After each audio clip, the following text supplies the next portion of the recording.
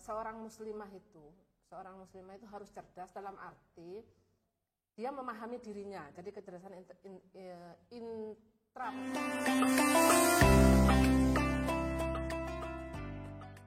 Assalamualaikum warahmatullahi wabarakatuh. Nah, teman-teman, alhamdulillah ya, ini sekarang kita sudah ada di episode 3 di acara Kurma, yakni Kuliah Ramadan bersama dengan narasumber berikutnya, yakni Al-Mukarromah Ibu Siti Aisyah SAG MAG selaku Dekan Fakultas Syariah. Nah, di sini Bu Aisyah nanti akan memberikan kuliah yang ringan namun berbobot ya. Jadi ini dengan tema yuk jadi muslimah yang cerdas di era saiki. Ya.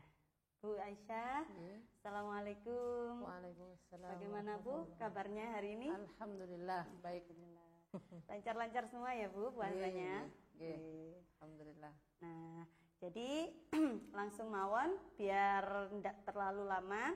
Jadi Bu, kita sekarang mengangkat tema yuk jadi muslimah yang cerdas di era saiki. Nah, gimana sih Bu untuk awal-awal ya?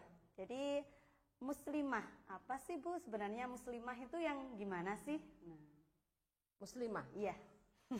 Muslimah itu yang gimana sih? Apa yang berkerudung besar? Apa yang rajin mengaji di masjid atau gimana ya? Muslimah dulu. Apa sih muslimah itu? Wah, ini pembahasan panjang sebenarnya kalau kita muslimah. Karena kita akan secara bahasa pasti akar katanya adalah Islam. Ya. Islam. Jadi kalau pengertian umum muslimah itu ya perempuan yang menganut agama Islam begitu. Jadi tidak peduli apakah itu berjilbab atau tidak, ataukah memakai hijab syar'i atau enggak. Itu kalau secara bahasa tidak memedulikan itu. Jadi yang namanya muslimah itu ya yang menganut Islam. Walaupun nanti dalam diskusi yang lebih luas sebenarnya Islam itu sendiri kan juga banyak perbincangan. Apakah Islam itu agama yang yang secara formal, ataukah Islam itu adalah kepasrahan total tanpa memandang agama. Nah itu nanti perbincangannya lebih panjang lagi. Tapi mungkin di sini kita sempitkan saja bahwa muslimah itu ya perempuan yang beragama Islam. Ya, jadi gitu ya teman-teman. Jadi kalau kalian sudah mencanangkan diri sebagai muslimah, ya jadi harus mengikut ajaran agama Islam ya Bu ya. Nah itu muslimah kita bersempit dari situ dulu. Ya. Nah sekarang muslimah yang cerdas. Wah. Cerdas. Ini Najwa Shihab kali Bu ya. Cerdas. Iya. Nah, cerdas. Kalau menurut Ibu lagi nih sekarang gimana sih cerdas? Muslimah yang cerdas. Muslimah yang cerdas, saya bingung. Gini, kalau mendefinisikan cerdas dulu mungkin kita ya. Jadi mendefinisikan cerdas itu kan tidak bisa terus bahwa cerdas itu ketika dia pintar secara akademik atau dia punya kemampuan sosial yang tinggi. Karena sudah banyak kita baca. Ada banyak teori kecerdasan. Nah, yang mungkin yang paling banyak dikenal itu adalah ada 8 jenis kecerdasan, gitu kan? Ada kecerdasan matematik, ada kecerdasan musik, kecerdasan banyak sekali, ada kecerdasan interpersonal, intrapersonal dan sebagainya. Nah, selama ini memang kecenderungan di masyarakat ketika mengatakan cerdas itu ya cerdas secara akademik, pinter gitu ya, pinter, nilai rapotnya tinggi. Ya. Kalau mahasiswa IPK-nya 4,0 lah. Ya seperti punya Mbak Ana. Itu biasanya dipahami seperti itu. Nah, kalau mengacu pada teori tentang 8 jenis kecerdasan itu sebenarnya cerdas tidak sesempit yang diperkirakan.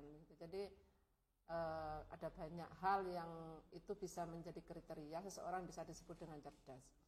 Nah, jika dikaitkan dengan muslimah, bagaimana muslimah yang cerdas itu? Nah, itu mungkin kalau dikaitkan dengan teori tadi ya muslimah yang cerdas itu yang punya keunggulan di salah satu atau beberapa poin dari 8 model kecerdasan itu. Tuh, kalau kita kaitkan dengan itu. Begitu dulu. Ya, begitu. Terima kasih. Terus di era sakniki Bu ya. Jadi ini kan sekarang sudah zamannya milenial. Nah, jadi banyak sekali zaman sekarang itu muslimah-muslimah yang sepertinya kurang bisa menempatkan diri dalam kecerdasan tersebut Bu. Jadi ada ya banyak sekali sekarang apalagi di media sosial katanya anak Islam, katanya muslimah, ternyata bajunya kayak gitu, pergaulannya ternyata kayak gitu. Nah pasti kan banyak sekali di luar sana itu seperti itu Bu. Jadi berpikiran-pikiran negatif yang cenderung menyalahkan muslimahnya, bukan menyalahkan karakteristik dari anaknya itu tadi. Jadi oh lah memang katanya muslim tapi kok gitu gitu. Katanya Islami tapi kok gitu gitu ya. Jadi kayak pakaiannya mungkin kurang bagus, jadi pakai baju yang agak terbuka, terus kerudungannya masih bagaimana lah gitu. Ya. Nah, mungkin itu salah satu konteks bagaimana kita memahami kecerdasan seseorang. Jadi kecerdasan itu kan banyak. Nah, salah satu bentuk kecerdasannya adalah kecerdasan interpersonal. Terus juga kecerdasan eksistensial. Jadi kecerdasan interpersonal itu bagaimana kita berelasi dengan orang lain, bagaimana kita menilai orang lain. Nah, itu tergantung tingkat kecerdasan kita. Orang yang kecerdasannya tinggi mungkin tidak gampang menilai. Jadi bisa memahami kenapa lawan bicara kita itu punya sikap demikian, begitu. Itu mungkin kalau yang kecerdasannya tinggi bisa seperti itu.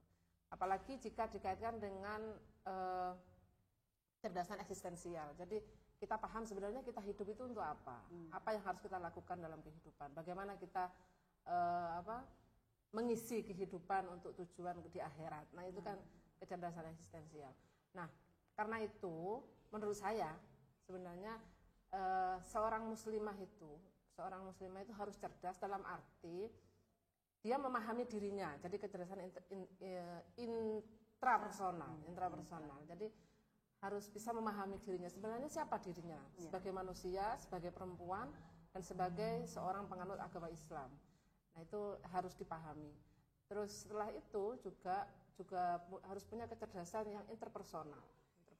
Jadi harus paham bagaimana melihat dunia, bagaimana melihat orang lain.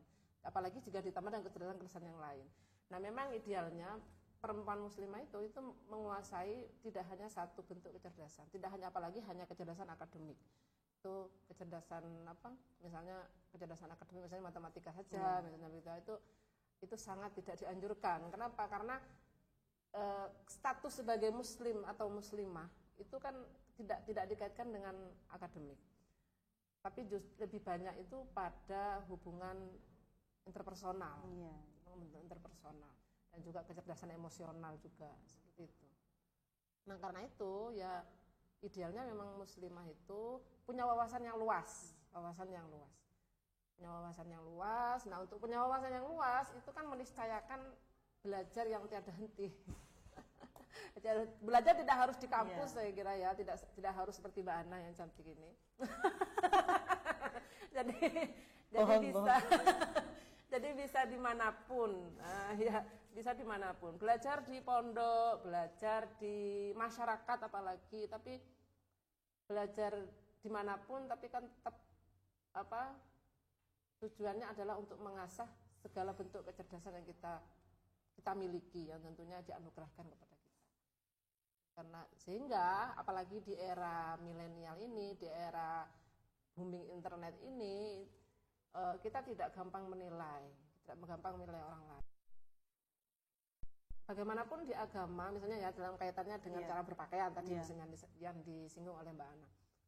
Bagaimanapun dalam agama saja sudah dijelaskan bahwa Tuhan tidak melihat pakaian, tidak melihat luar, fisikmu, tapi melihat hatimu. Itu sudah jelas itu. Nah, kok bisa-bisanya kita sebagai ciptaan Tuhan itu mendahului Tuhan menilai manusia dari pakaiannya, menilai manusia dari tampakan luarnya. Saya kira itu kalau kita cerdas, saya kira bisa untuk tidak menilai. Ya, memposisikan diri. Ya. Itu memang untuk sekarang itu kaitan erat dengan zaman benar-benar milenial nih Bu ya. Jadi kadang banyak sekali muslimah-muslimah itu yang salah gitu, kepengen itu kelihatan gitu. Jadi kelihatan luar biasa gitu loh, di antara yang kelihatan begini. Nah, jadi mereka itu akhirnya kurang cerdas dalam memilih atau memilah apa yang dilihat itu tadi. Akhirnya apa Bu? Nah, di situ dia akan ikut-ikutan gitu loh Bu. Jadi gimana sih tips menjadi muslimah yang cerdas untuk menanggulangi hal seperti itu. Jadi biar nggak kelihatan orang kayak gini, akhirnya dia pengen ikutan. Ya, pengen ikutan, pengen ikutan lagi. Kepengennya kelihatan kayak temennya yang ini, kepengen kelihatan kayak temennya yang ini gitu loh Bu. Jadi dia itu sebenarnya kayak belum bisa menilai diri sendiri gitu. Jadi sebenarnya aku ini cerdasnya yang gimana sih? Nah, terus kelihatan temennya, oh temanku kayak gitu, kayaknya bagus nih. Nah, akhirnya niru-niru. Jadi dia itu kayak kehilangan konsistensi dirinya sendiri gitu loh Bu. Mungkin kalau muslimah remaja seperti itu iya, ya. Mungkin ya, tidak remaja sih, ibu-ibu juga nggak ada. Iya. Ibu-ibu muslimah. Saya kira ingin seperti orang lain itu wajar, saya kira wajar. Mungkin apalagi remaja yang masih proses pembentukan diri, proses mencari itu saya kira wajar itu. Nah, kalau sampai usia tua kok masih begitu, nah itu mungkin yang perlu dipertanyakan, ada masalah apa dengan dirinya begitu. Tapi biasanya yang malah sering ikut-ikutan kayak gitu itu juga ada banyak loh Bu, dari teman-teman saya juga banyak, dari mahasiswa itu jadi kayak kok jadi gini sih tuh, padahal dulunya itu waktu SMA kayaknya kelihatannya diam, ternyata sekarang loh kok jadi gini ya gitu. Jadi mungkin transisinya itu Bu ya. Atau jangan-jangan kita yang menilai. Wah, menilai lah. Lah dulu baik, sekarang kok jadi buruk. Iya, jangan-jangan kita yang salah menilai. Jadi ya itu lagi, saya melihat bahwa siapapun itu selalu berproses. Nah, apakah itu menjadi lebih baik atau tidak, kita tidak tahu apakah itu lebih baik atau tidak. Kadang kita memang menilai ini dulu baik, sekarang jadi buruk atau sebaliknya. Nah, itu juga. Jadi kadang-kadang apa yang kita lihat lebih buruk mungkin sebenarnya tidak, karena kita tidak tahu yang sebenarnya orang lain itu seperti apa. Kita cuma menilai dari luar. Sekali lagi kita itu menilai dari luar. Seperti itu. Meskipun memang secara ada standar-standar kalau dalam Islamnya, ada standar-standar bahwa yang ini tidak boleh, yang ini boleh begitu. Nah, kalau sampai dia melakukan yang tidak boleh, lah mungkin yang jelas tidak diperbolehkan dalam Islam, lah mungkin itu bisa kita menilai begitu. Dengan ukuran itu, dengan ukuran hukum Islam. Nah, kalau yang ukuran-ukuran yang masih sifatnya tentatif, bisa berubah di waktu yang berbeda, di zaman yang berbeda, di tempat yang berbeda, saya kira mungkin itu sekali lagi bentuk kecerdasan kita, karena kita tidak tahu bahwa di sana yang seperti ini baik-baik saja gitu. Kalau di sini mungkin buruk. Nah, itu hanya orang yang cerdas dan punya wawasan mungkin yang tahu gitu. Sekali lagi muslimah itu memang harus cerdas. Harus cerdas beneran teman-teman. Terus ini Bu, sekarang lagi booming banget nih Bu ya. Jadi zaman sekarang itu booming banget yang namanya drama Korea. Wah, ya. Saya juga seneng kok. Drama Korea. Jadi benar-benar menghipnotis seluruh kalangan Bu ya, apalagi terutama buat teman-teman kita ini. Nah, itu kadang Bu sampai nggak bisa ngontrol itu. Jadi benar-benar mereka itu terhipnotis oleh cerita-cerita yang ada di. Jadi ketika episode 1 selesai, kayak rasa penasarannya ya terus menerus sampai lupa waktu. Nah itu gimana Bu? Itu kan juga termasuk salah satu tips mencerdaskan diri dalam proses manajemen waktu kali Bu ya. Begini, saya melihatnya begini. Di zaman sekarang itu memang salah satu tantangan yang berat. Salah satu tantangan yang berat yang mungkin dihadapi oleh semua orang karena ada apa? Ini gadget ya, ada gawai. Nah, terus bagaimana? Sebenarnya yang paling penting menurut saya itu adalah bagaimana kita itu tetap bisa menikmati itu, tapi juga tidak hanyut. Artinya mungkin dalam kelolaan waktu itu juga, tapi juga yang penting bahwa dari situ kita belajar sesuatu. Jadi tidak hanya menikmati, tidak hanya apa istilahnya itu halu apa ya? Oh iya. Tapi kita belajar sesuatu di situ. Misalnya di drama Korea mungkin di situ adalah setting sejarah. Kita sebenarnya belajar sejarah di situ. Ada tentang setting makanan, koki itu. Ya kita bisa belajar di situ. Begitu. Tentang penokohan. Sebenarnya kan banyak sebenarnya. Kalau kita mengambil sisi positif dari nonton itu sebenarnya kan banyak yang kita dapatkan. Sama dengan ketika kita membaca novel misalnya, sebenarnya kan banyak yang kita pelajari. Tidak hanya alur cerita dan tidak hanya romansa di situ, tapi juga misalnya tentang perjuangan, tentang bagaimana menulis alur, bagaimana seperti itu. Nah itu hikmah-hikmah yang seperti itu kan sekali lagi saya kembali ke kecerdasan. Itu hanya bisa diambil oleh orang-orang yang cerdas. Iya. Jadi sekali lagi memang yang paling penting itu menjadi muslimah yang cerdas itu sebenarnya ya tanggung jawab. Tidak hanya tanggung jawab personal kan, tapi juga tanggung jawab pendidik, tanggung jawab lembaga pendidikan, dan tanggung jawab masyarakat secara umum. Jadi bagaimana kita dengan lembaga-lembaga itu bisa mencetak muslimah yang cerdas. Jadi apapun yang mereka lakukan, sehingga apapun yang kita lakukan sebagai muslimah itu tetap dalam kerangka untuk belajar. Belajar untuk apa toh sebenarnya? Ya belajar itu kan tidak hanya menyerap, tapi nanti bagaimana setelah diserap itu bisa ditularkan ke orang lain, bisa memberikan manfaat ke orang lain. Nah itu loh intinya. Jadi mungkin perlu ditambahkan, jadi muslimah yang cerdas itu tidak hanya cerdas untuk dirinya, tapi juga bisa memberikan manfaat ke orang lain. Khairun nas anfa'uhum linnas. An-nas itu tidak hanya laki-laki, tapi an-nas itu laki-laki dan perempuan. Itu saya kira yang kalau sudah menyinggung orang lain ini Bu. Ya. Jadi kadang itu karena perempuan ya, mungkin juga punya rasa malunya itu lebih banyak daripada laki-laki. Kayak merasa terbatasi gitu loh. Aku perempuan, jadi kalau seandainya aku mau begini takut begini, aku mau begini takut begini. Nah itu juga salah satu menjadi alasan atau penyebab. Jadi wanita atau muslimah itu jadi kayak nggak bisa secerdas laki-laki gitu. Ada. Jadi orang kan pemikirannya banyak Bu. Nah itu salah satunya juga ada yang berpikiran sempit seperti itu. Jadi aku perempuan sih. Jadi aku ini punya banyak keterbatasan gitulah. Bisa dijelaskan sedikit Bu sebenarnya kecerdasan yang sejati kan nggak cuma di situ-situ aja gitu ya. Memang di lingkungan kita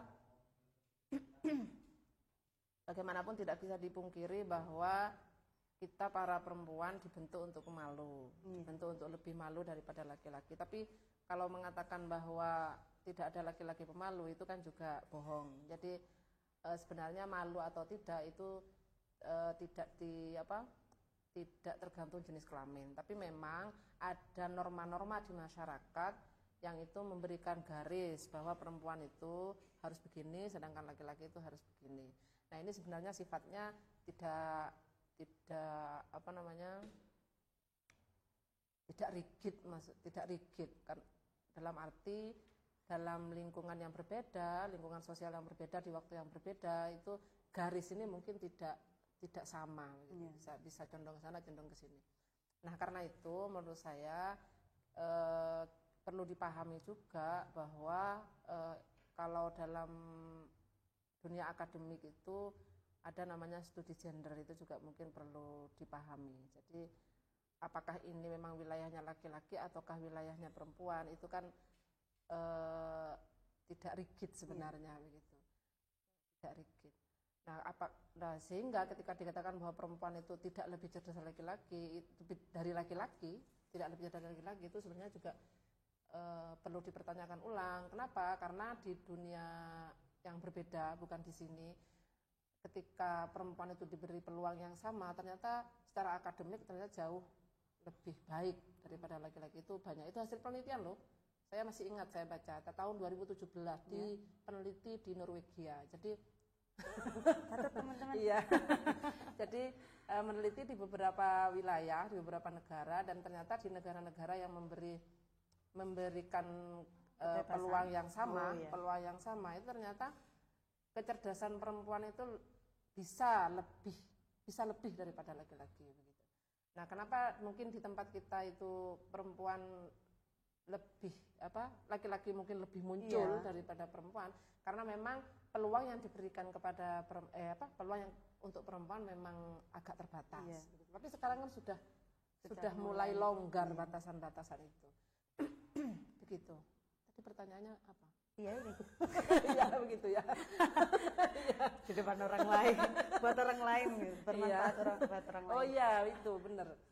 Jadi bermanfaat pada orang lain, pada sesama, bahkan mungkin pada semesta alam, itu yang paling penting. Kecerdasan itu spirit untuk kesana itu yang harus dibangun.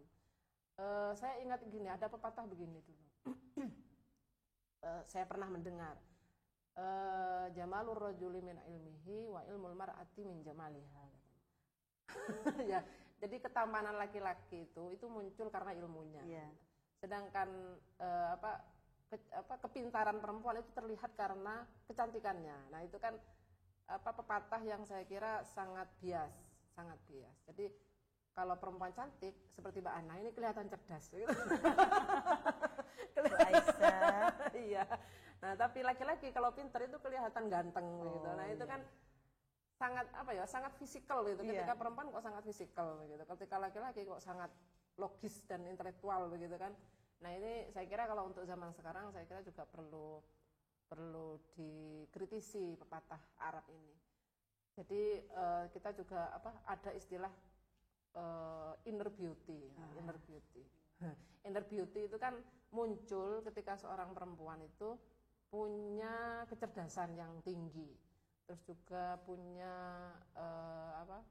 kemampuan kecerdasan emosional yang bagus, kecerdasan sosial yang bagus. Nah, itu akhirnya perempuan itu menjadi cantik begitu. Kenapa? Karena inner beauty-nya yang keluar gitu ya.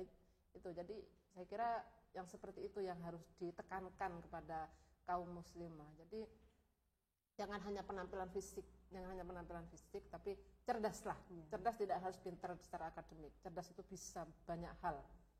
Kalau teorinya Howard itu kan ada 8 itu. Tentunya ada banyak sebenarnya, tapi yang terbaca oleh Howard Gardner itu kan cuma ada 8. Era sakniki juga selain era milenial juga era pandemi, Bu. Wah, iya. Nah, ya. Benar-benar era pandemi. Nah, ini kan banyak nih. Jadi para muslimah-muslimah sekarang jadi lebih sering di rumah, ya. Di rumah aja gitu. Nah, itu gimana sih, Bu, caranya agar tetap kelihatan cerdas gitu? Jadi apa sih cerdas? Produktif. Nah, produktif, iya. Jadi di rumah aja tapi tetap produktif. Jadi gimana, Bu? Kalau menurut Ibu cerdas yang produktif bagi muslimah gitu? Apa membuat konten-konten menarik? tapi nggak punya konten. Iya, iya. Di rumah, saya kira sekarang di rumah itu tidak hanya perempuan ya, laki-laki juga harus di rumah. Kita meskipun di rumah, saya kira bisa tetap produktif. Produktif itu kan tidak hanya menguntungkan secara ekonomis, tidak hanya tampil di media sosial, tapi produktif itu sekali lagi itu bisa tetap melakukan hal-hal positif, yang itu bisa berefek baik kepada diri sendiri maupun orang lain. Saya kira seperti itu. Hal itu bisa dalam bentuk apapun, kalau entah itu sebagai ibu rumah tangga, apalagi kalau bisa tetap meningkatkan skill, Mas. Untuk keluarganya atau itu bisa disebut cerdas juga, Bu. Iya, saya kira ya loh, ngurusi anak itu kalau nggak cerdas itu emosi tok loh. Iya. Iya, terus ya untuk manfaat untuk sesama itu yang paling penting. Tetap khairun nas anfa'uhum linnas itu tetap harus kita tekankan. Memang itu menjadi benang merah untuk perbincangan kali ini, Bu ya. Tuh, teman-teman. Jadi yang cerdas sebenarnya itu bukan cuma cerdas secara akademik, jadi benar-benar khairun nas anfa'uhum linnas. Nah, itu ya. Jadi cerdas bagi dirinya sendiri dan juga bisa memberikan manfaat kepada orang lain. Nah, gitu ya. Jadi kita harus tetap produktif di era zaman sekarang ini. Jadi kita harus terus menambah wawasan. Jadi sebenarnya walaupun kita perempuan itu juga nggak terlalu ada batasan, Bu ya. Jadi untuk sekarang ini antara perempuan dan laki-laki sudah lumayan banyak kelonggaran. Jadi kita harus menjadi itu faktor budaya. Iya. Jadi kita harus belajar menjadi muslimah yang cerdas di era sekarang ya. Terima kasih banyak, Bu, untuk perbincangan kali ini ya, sangat menyenangkan sekali dan sangat membuka mindset ya. Ya, gitu teman-teman. Terima kasih, Bu, untuk waktunya. Jadi kita akhiri sekarang. Kurang lebihnya saya mohon maaf. Kita akhiri kuliah kali ini. Assalamualaikum warahmatullahi wabarakatuh. Waalaikumsalam.